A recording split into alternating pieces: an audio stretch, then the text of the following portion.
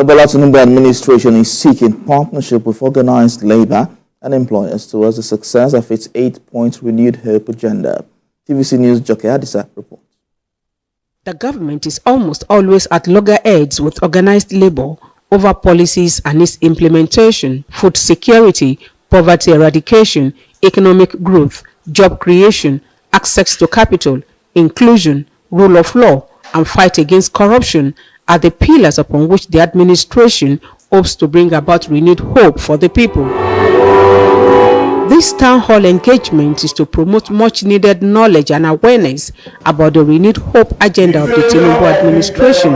It aims at harnessing the inputs of labor and employers to reduce incidents of trade and labor disputes. It would be nice for the government, to have the feelings of the stakeholders on the reform agenda, but also the stakeholders must have open mind to also listen to the government. The Minister of Labour and Employment in Kiruka Onyejiocha says there is the need for all citizens, irrespective of affiliation, to be on the same page with the government and support it. The federal government has sought and continues to seek to collaborate with policymakers who make development possible by generating and sustaining the momentum. University teacher George Ogain tasked government to commit to improving local production and tackle insecurity as panacea for a developed economy. Much of what government has been able to do is in the short term,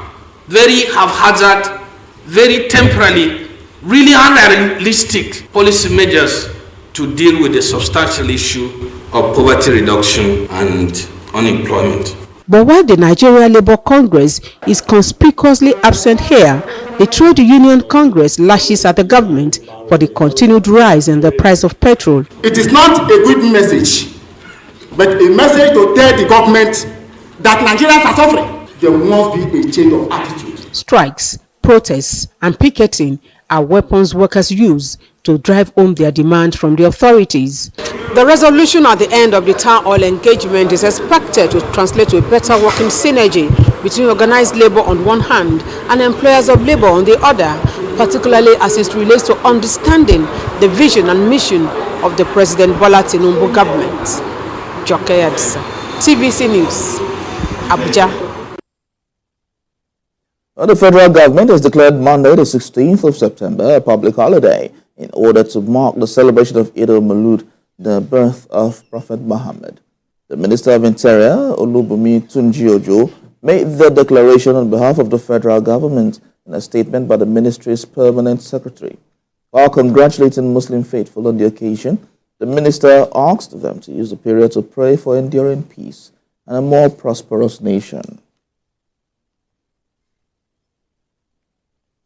The Civil Defense, Correctional, Fire and Immigration Services Board has approved the promotion of 20,867 senior officers across various ranks in its agencies. Addressing newsmen on Friday in Abuja after the board's meeting, which started on Thursday, the secretary of the board, Jafaru Ahmed, said that the officers promoted cuts across all the agencies under the board's jurisdiction. He said 5,339 officers were promoted in the Nigerian Correctional Service, 5,112 in the Immigration Service, 489 in the Federal Fire Service, and 9,937 in the Nigerian Security and Civil Defense Corps. According to him, the board considered and approved the monitoring and evaluation of career development courses, amongst others. Well, another set of 200 fresh graduates of Project Loud Babajide Sanwo-Olu Skills Acquisition and Empowerment Center have been charged to leverage the opportunity given to them by the Sanwo-Olu administration towards self-discovery, development and economic emancipation of the youth in the state. Convener of the Project Lagos of Our Dream Loud Sanwo-Olu Skills Acquisition and Empowerment Center, Kenny Bakare, says the main vision of Project Loud is to take the youth of Lagos off the streets and give their lives a meaning. He expressed confidence that the fresh graduates are masters in their various skills and are ready to live a productive life. Senior Special Assistant to the Governor on Lagos State Development and Property Cooperation, Ferry Phillips, charged the graduates to take advantage of the large market of Lagos. Meanwhile, the graduate thanks the governor for the program. So far, we've been able to empower over 2,000 students in different skills. And the governor, we don't just teach them how to fish, we also teach them how to sell the fish. That is why digital marketing and introduction to photography is compulsory. There's no greater place or there's no greater initiative than allowing another human being the ability or the opportunity to feed themselves, feed their loved ones, improve their skill base. So I'm very encouraged today. I'm very inspired. By all means, I'm extending my hand of collaboration and friendship to Honorable Kenny to replicate this in my local governments and in other areas. Handwork is the best way. When you have it, you will be proud to what you are doing.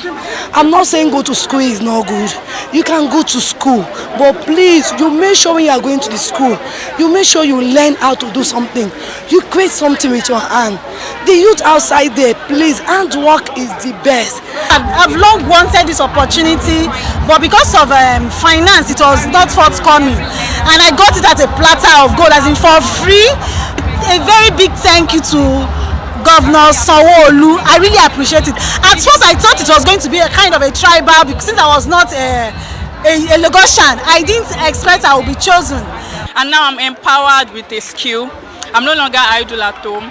Right now I'm able to go out there and make some money for myself despite the economic challenges.